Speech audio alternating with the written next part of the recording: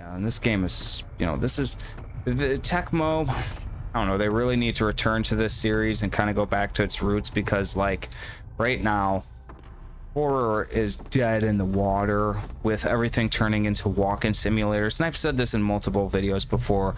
I believe in the walk-in simulator. The walk-in simulator is great, but it's not like something you play and by yourself. The walk-in simulator is something you play with friends, or it's something you stream. Remember why PewDiePie got big? It was because he was playing Amnesia, essentially a walking simulator where you run from a monster. So walking simulators are good for a player and an audience. They serve that purpose, and I think they should continue to be made for that purpose, because people enjoy watching people scream. They find it funny, or they find the game scary themselves and they don't want to play it.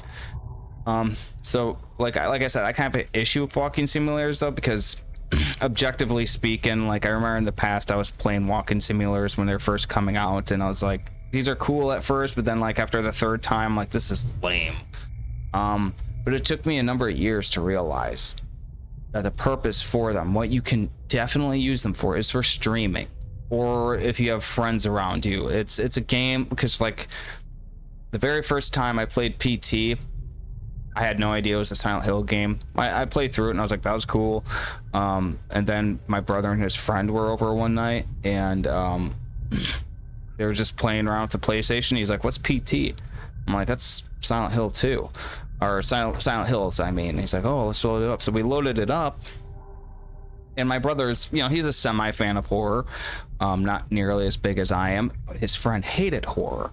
However, when we start playing the game, they've really got enticed by it.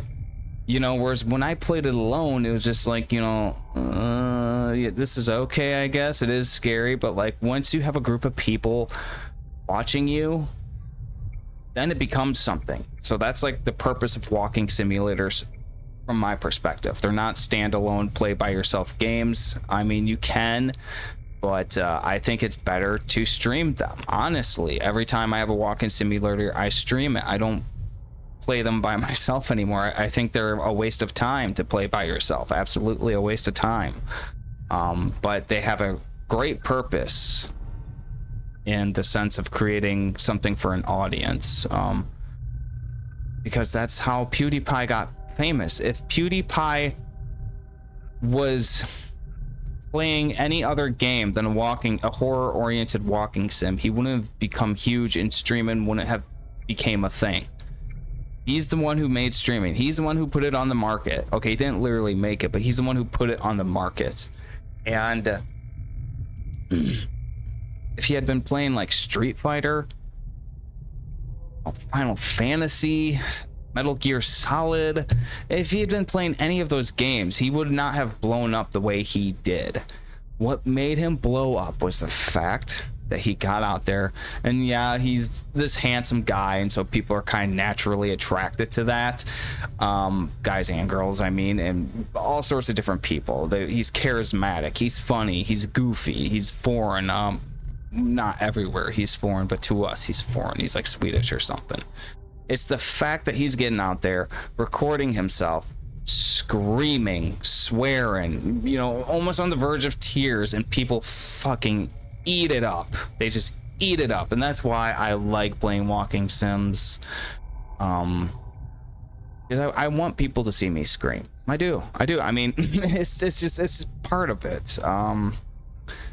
So what I am saying, to return to my point, is the future of horror games at this field we are now standing in lies in the hands of Resident Evil, because they're going to set the standard with wherever the Resident Evil series goes. They're going to set the standard for horror games, and then other companies are going to follow suit.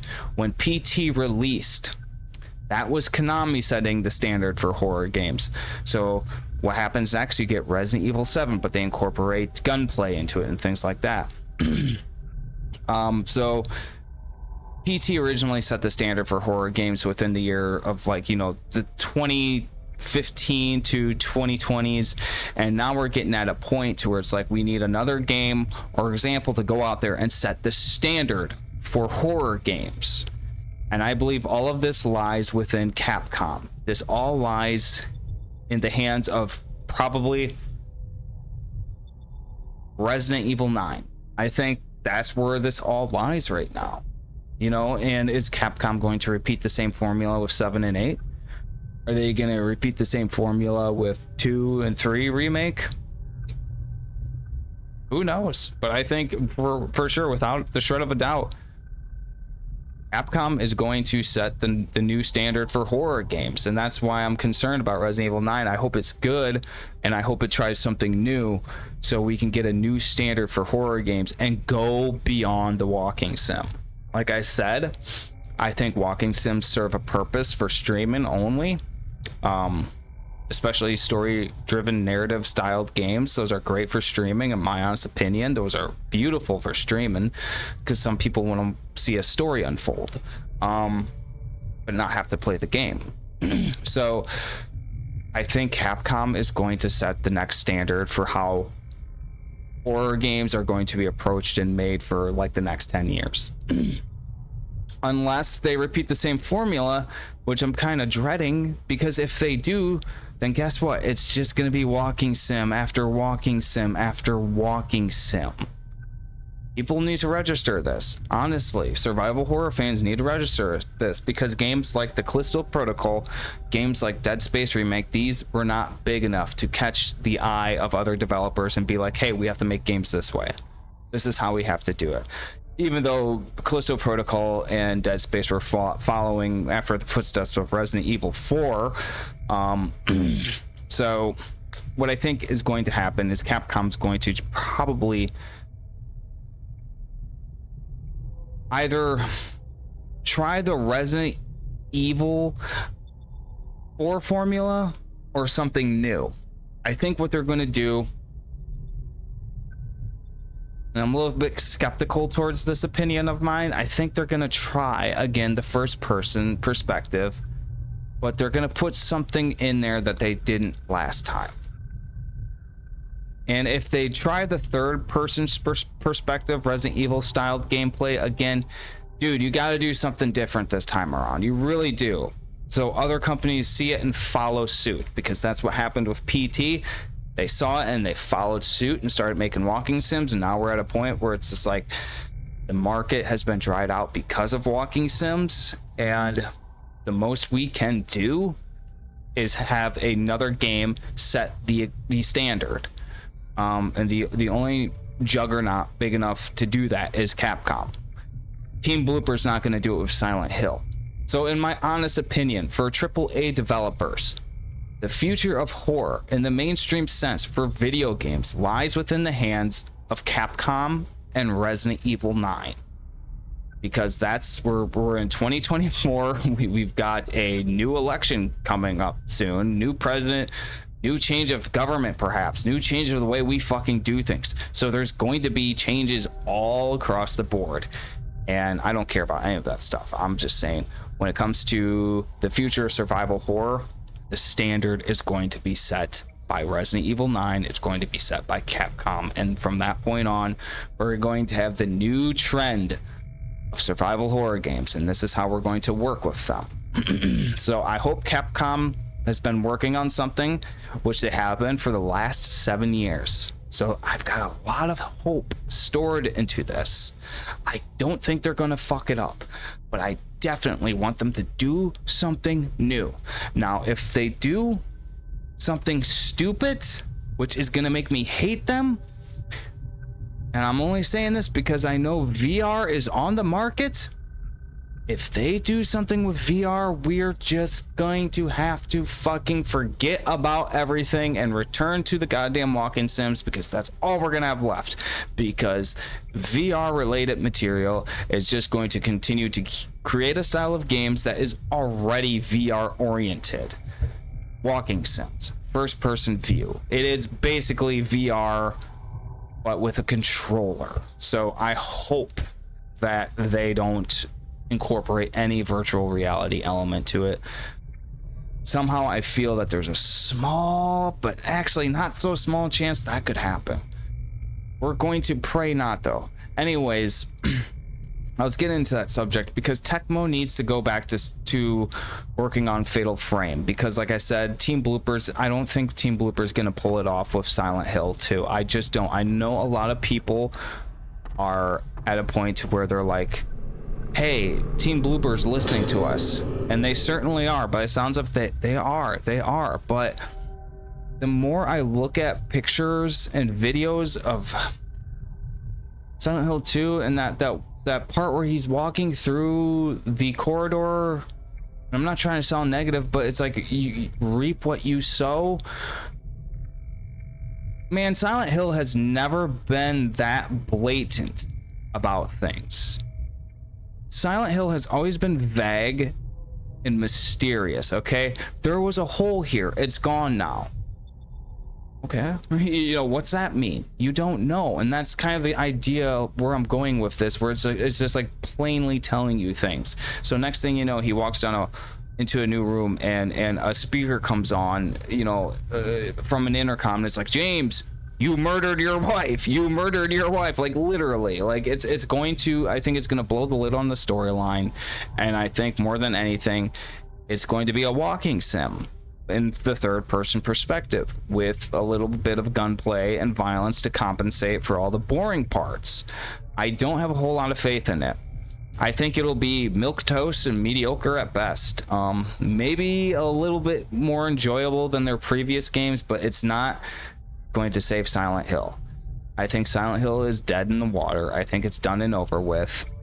I wish we could do something about it, but we can't.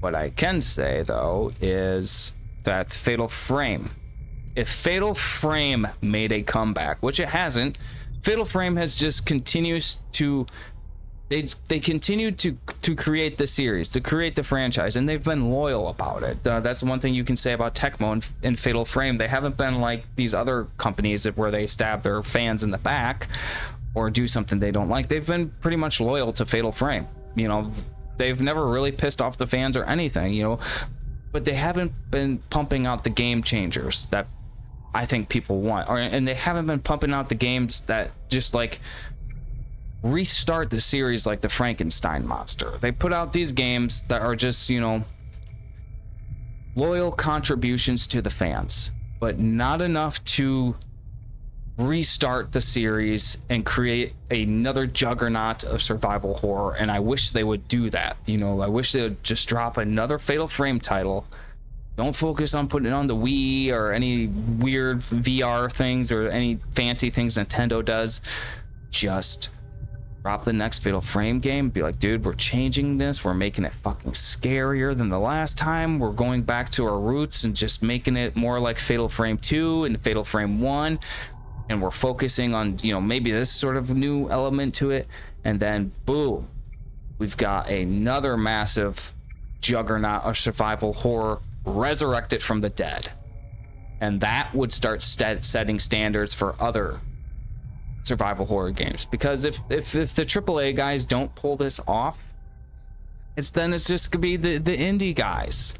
You know, like Puppet Combo. Like these are the only guys that are gonna be making survival horror games that we want, you know, and they're going to be, of course, very reasonably priced, but short and sweet. You know, it's not gonna be those games that you spend a year or two waiting for and saving your pennies for, and everyone's talking about it and it's becoming this huge deal. I mean, yeah, you can do that with like these independent guys like Puppet Combo. You certainly can. There's games from him that I've been waiting on. Certainly, but it's not the same effect that you get from a AAA developer, where it's just like you spend years almost, and there's, you know, people behind you, mobs of people, like legions of people who are there with you, wanting this goddamn game, wanting it to drop, wanting it to be this way. Expectations are all over the place. There's journalists out there, whether they're legitimate ones or just paid off people, sons of bitches who just say whatever the money leads to. Yeah, you just, and the AAA developers, they can always bring new tech into it and do something fucking crazy. So I wish Tecmo would, you know, and like I said, Tecmo has been very loyal to the Fatal Frame fans, to the series, but it hasn't been like hitting like home runs is what I'm saying, and when they could be hitting a home run with this series and do something crazy with it. And they might as well, because of the dire state that the survival horror market is in. We're at a very volatile stage where it could either have like a chemical reaction or remain stagnant with all of these walking sims, and the only guys keeping it afloat are the little time indie developers. We'll see. Okay, I need to write something, doesn't matter what. Got to keep writing or I'll disappear. If I stop writing, I lose it all. Got to keep writing. It's no good. I don't know it's all over. It's getting closer. Melting. Mom, help me. Help. Stop it. Stop it, all of you. Stop shaking me like I'm a toy.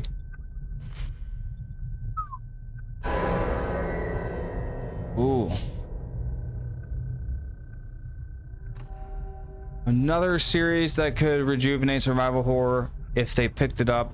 Capcom, I believe, has the rights to it, or maybe not, is the Clock Tower series, for the love of God. Please, someone remake the original Clock Tower. That would jumpstart everything. Everything you ever wanted survival horror to be or do if you remade the original Clock Tower. Ooh.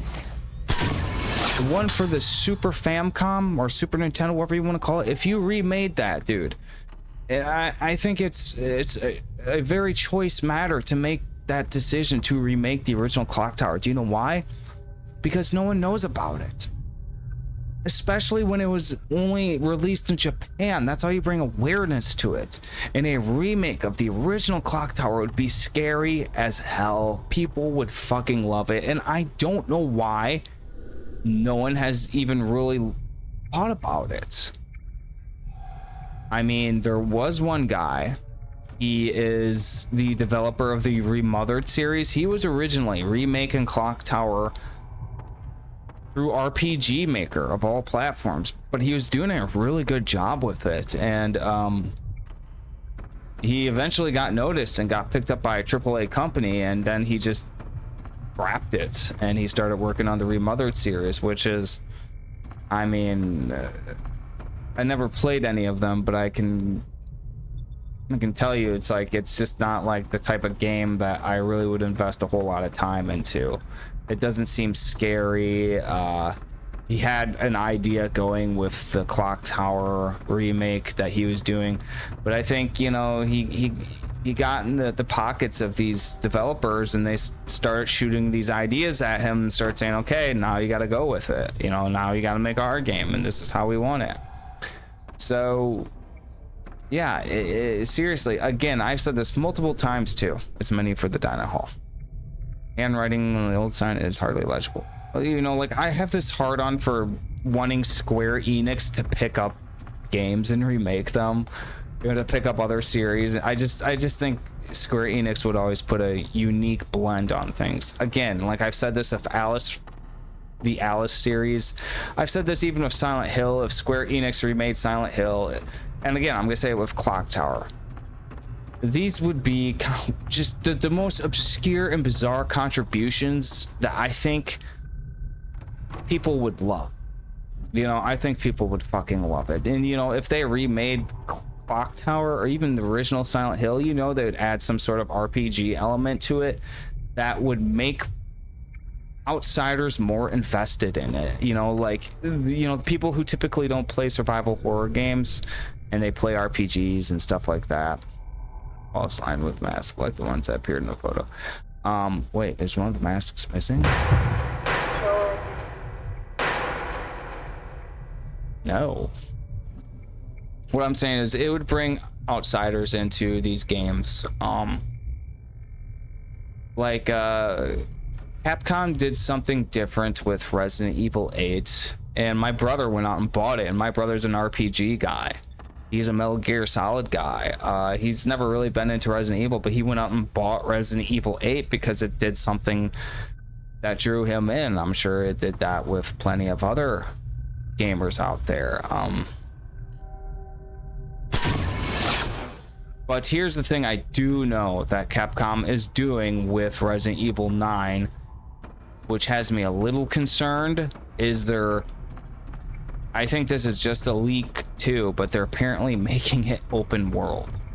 And keep in mind, Resident Evil 8 was pseudo quasi open world. It was. It just didn't have the biggest map.